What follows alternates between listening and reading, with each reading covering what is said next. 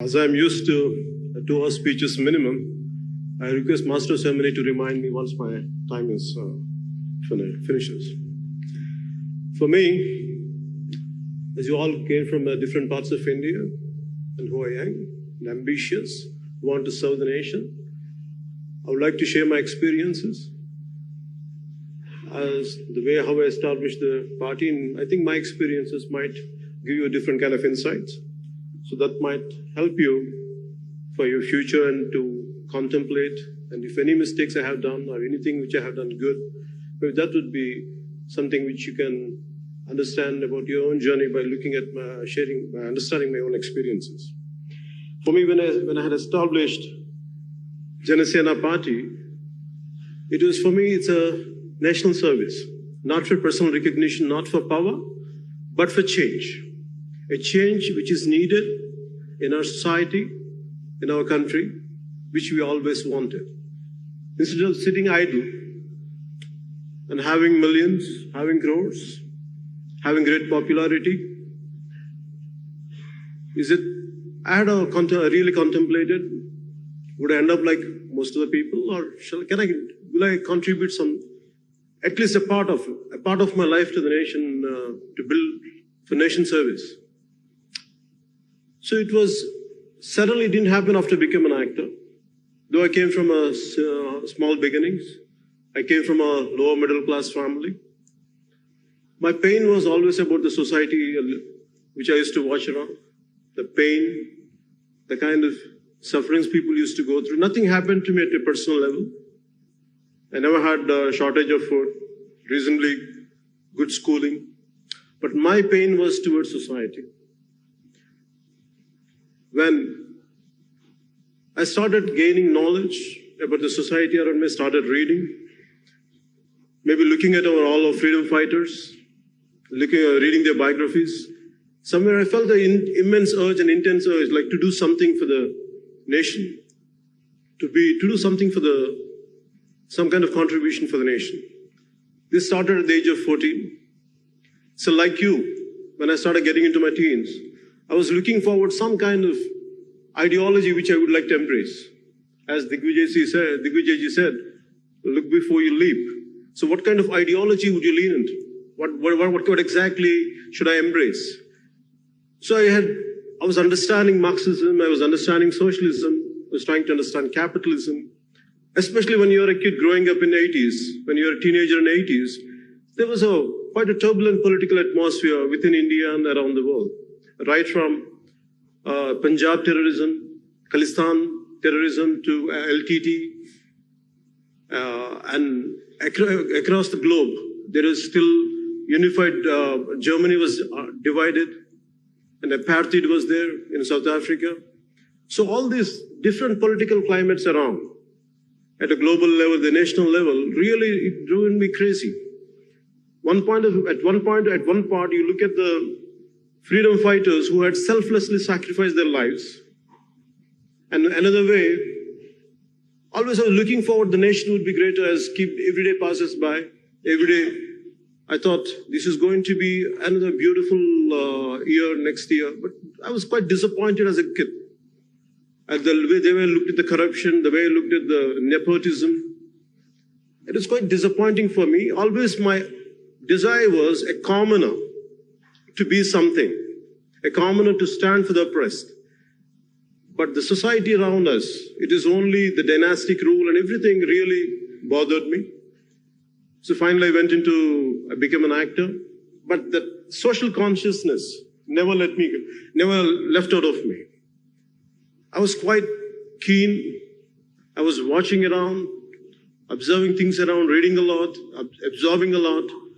But finally, when our state has been, Andhra Pradesh had been divided the way it got divided, and everything, I was looking at it, how the political leadership and everything, how conveniently it has become.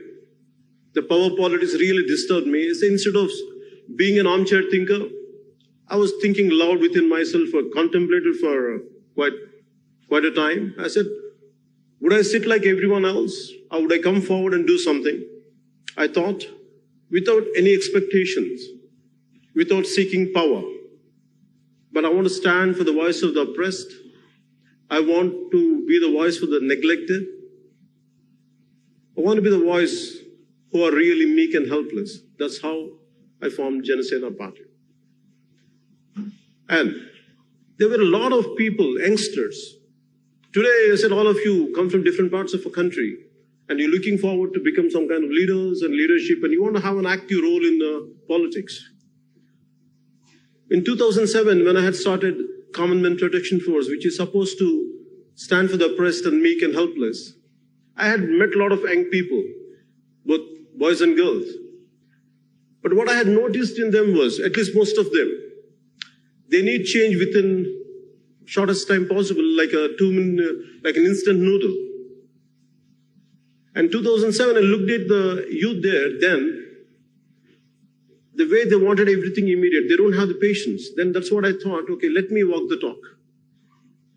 So then from there onwards, I went on continuing. In 2014, I started the party.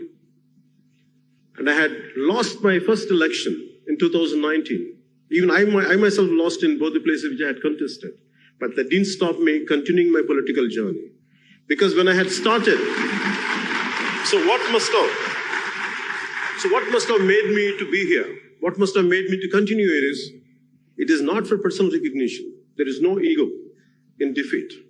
If you really love this nation, if you really care for our motherland, if you really care for the meek and helpless, nothing deters you. A defeat of any kind of defeat, nothing, it does not deter you. And my commitment for my nation came from our predecessors, our freedom fighters, looking at the sacrifice of Bhagat Singh at the age of 23. At the age of 23, some people around in this period, at this times, maybe they're going for hotel and pubs and partying. But at the age of 23, Bhagat Singh, he sacrificed himself to wake up the nation for the generations to come. And that kind of Bhagat Singh is inspiration to me. And so in spite of my failure as a political party to get into the Sansad, but what made me to continue is, we are able to help. Being a party, we just had got one seat, still we are able to help people. Very recently, I would like to share a case with you. Around 4 years back, a 14-year-old girl in Kurnool, in the state of Andhra Pradesh, a student from residential school. One day she bid goodbye to her mom. Normally she would come back by the evening, but that day she didn't turn up. And this happened in 2015. Her mother receives a call from the school authorities, residential school authorities, saying that your daughter is not feeling well. Please, would you like to come and see? Please take her home. By the time she goes there, she's dead. And it was like as if she hung herself. That's what the school authorities says. And later they realized she was raped and she was killed. And justice was not done. And that mother, after I had such a colossal defeat in 2019, these elections, I was sitting in my office, I was handling my own failure, and this mother of that kid, that girl, with her husband, and when my youngest daughter, she comes and meets me. She shares her experience. It's like, Anna, this is what happened to my daughter. And everything is there, right from the certificates of she has been raped and everything, whatever has to be, the perpetrators has to be punished, but nothing had been done. Because they're powerful, case is not moving forward. If it is in cinema, it is like, it's quite a dramatic scene. You go, do justice in 2-3 minutes and come out. And you get money for that. But in real life, I felt so helpless, so painful to look at a wailing mother who lost her daughter. It was churning for me, like, my stomach was churning, looking at her pain and agony. And I said, and people whom we have to fight against, they're very powerful people. Who has a lot of muscle, who has tons of money. Even for me, to fight against them was not an easy task. I told her, okay, I'll look into it. I don't know how to take it forward. Then I went ahead, slowly in 2-3 months, we gathered we gained some strength. We started addressing. And now finally, a week back, we did a huge protest rally in our hometown called Kurnool. And we got the state government to make sure the case will be taken by CBI. And where the state government, for all these years, the previous regime neglected and the current regime neglected for a while. Now it cannot be. They could not do it anymore. You know why? It's because if we are committed, if I would have needed a seat, if I would have wanted to be a Rajya Sabha member, if I wanted to be a parliamentarian, if I wanted to be an assembly, things would have been different. But my purpose here is to stand for the people who are oppressed and helpless. And as long as I'm committed to it, I'm fine even if I lose multiple times. But I will stand for this nation, I'll stand for the weak and needy. So, as you all are, maybe looking forward to gain something, paying 1,000 rupees to be here in this kind of seminar for 4 days, truly I have to appreciate you and truly applaud you for your commitment and for coming all the way from different parts of India. And I appreciate Rahulji to initiate all this in School of MIT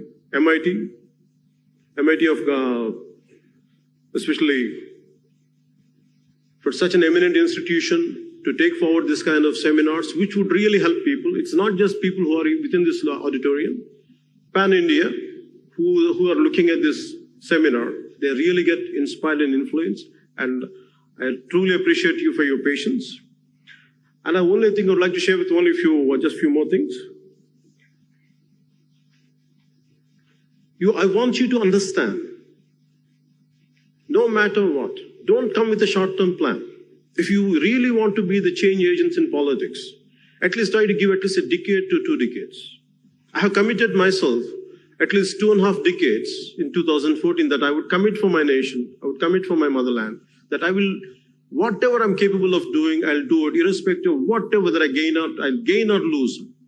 I'm going to give 25 years of my life for the nation which gave me birth. So don't expect immediate changes. Don't expect immediate transformation will happen, because your time is very valuable. So I want you to be practical. I want you to be really pragmatic. So I want you to have loads of time, loads of patience.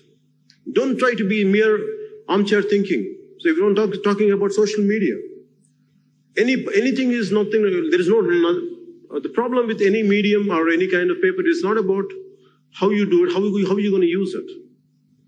There are people on Twitter or on other social accounts who will do a very constructive job. There are another part of individuals who will be very destructive. It depends on which side you are on. Always try to be constructive, be properly, analyze a topic. Don't try to abuse people. Be practical. And regarding the time, I want you to understand, give enough time for yourself.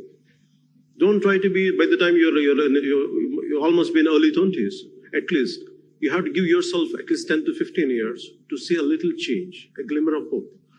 Just a little light to be seen on the other edge. You yourself at least 10 to 15 years time. Don't expect immediate results. It is not an instant noodle to see results. But I had immense despair when I came into politics. I knew all this. I had visualized all this. I had visualized my own failure. I had visualized my own success. But very strongly I had visualized is, one day I will do my bit part to transform, to stand for this nation, and which I'm able to continue my journey just because I didn't seek anything. I didn't seek any personal power. I sought personal power to people who does not have any power. Instead of giving out your opinions on social media is not going to help alone. You should come out in open. You should practically, you should do some political action. Mere attending seminars is one thing, gaining knowledge is one thing, but actually at the grassroots level, when you work, the kind of knowledge is going to be different. The kind of experiences will be different. You'll be a transformed personality. So mere attending seminars is good, reading books is good, gaining knowledge is good, unless it is not practically being seen, not being at a grassroots level. If you don't go to the places, if you don't expose yourself certain experiences, the leadership quality would not come out. So I request you all to look into that. Instead of mere gaining knowledge, I want you to look into it.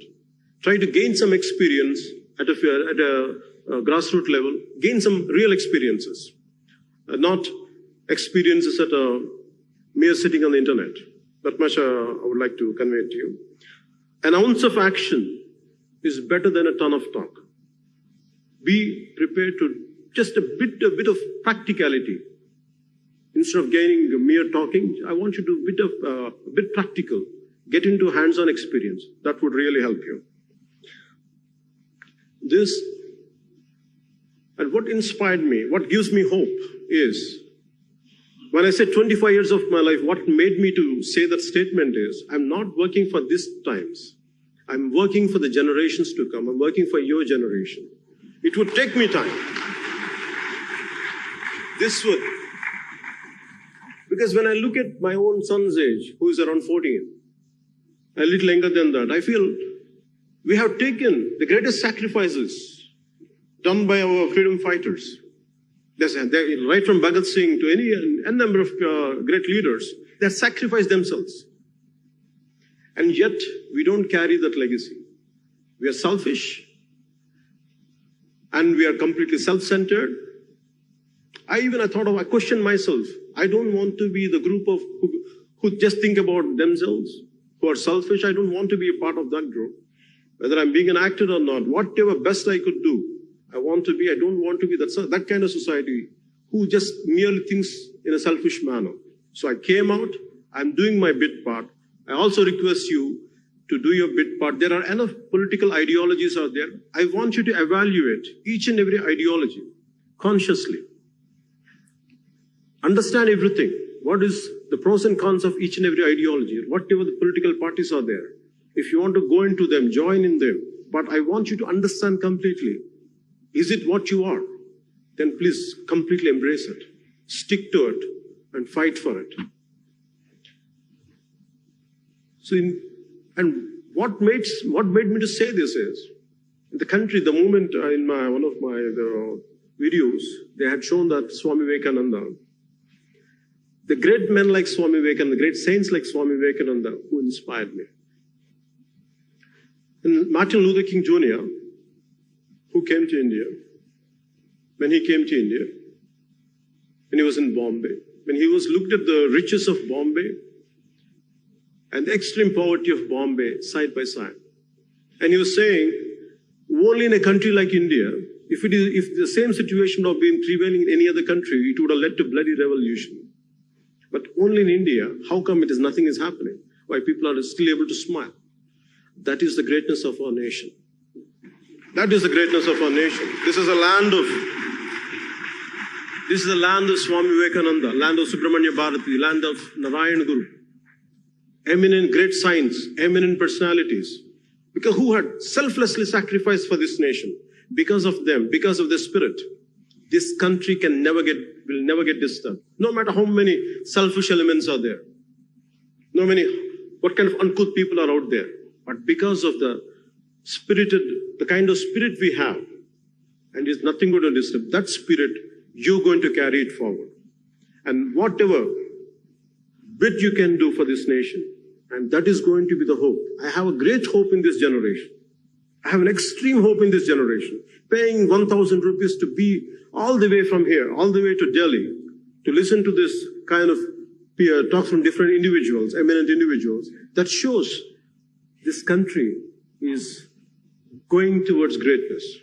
And I truly appreciate you for being here. I truly congratulate you for being here. And I would like to end there with this small verse of poetry in Telugu. This is This is written by Mr. Seshendra Sharma, who was a recipient of Sahitya Akademi Award. This Na Desam Na Prajalu, my country and my men. This was shortlisted for Nobel Prize, though it was not selected. If you ever feel, as you want to get into politics, as you want to be leaders, leadership is all about solitude, solitariness. You'll be completely isolated. Not even a friend will stand by you. Not even a friend will understand you, what you're going through. At these times, what you need is, you have to keep on get hooked to certain inspirational lines. So try to read a lot of poetry. Try to read a lot of biographies. So for me, when I go through a complete loneliness, a depression, yet certain times I go through. So I only think of one thing. When I feel extremely depressed, when the truth is not going to win, that's what the real circumstances are. So at that time, I read these 4 lines.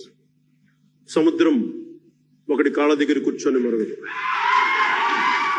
తుఫాను గొంతు చిత్తం మరడం మెరగదు, పర్వతం ఎవడికి వంగి సలాం చేయదు. నేను పిడికిడి మట్టే కావచ్చు కానీ గొంతెత్తితే ఒక దేశపు జెండా కొనంత పొగరుంది. So a loose translation of this is, you have to forgive me for my English translation, though I'm not a poet, though I'm not good in English. But I prefer to, it's a loose translation of what I said right now. A deep ocean will never bark at one's feet. A twisting tornado's voice will never say, "Yes, master." A mighty mountain will never bend and bow. Maybe I'm a handful of dust, but if I raise my voice, it will reflect the pride of our national flag.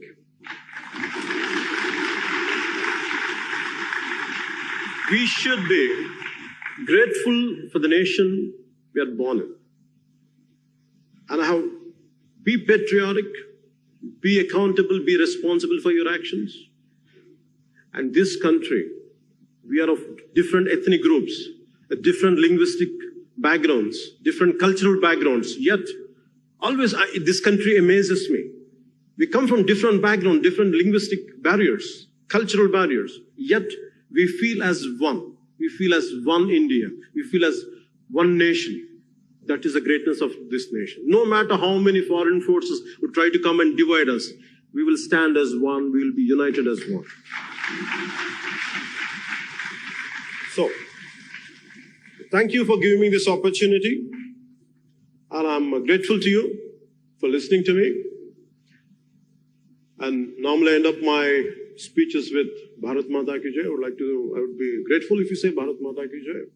And thank you. And Jai Hind and Bharat Mata Ki Jai. Jai Hind.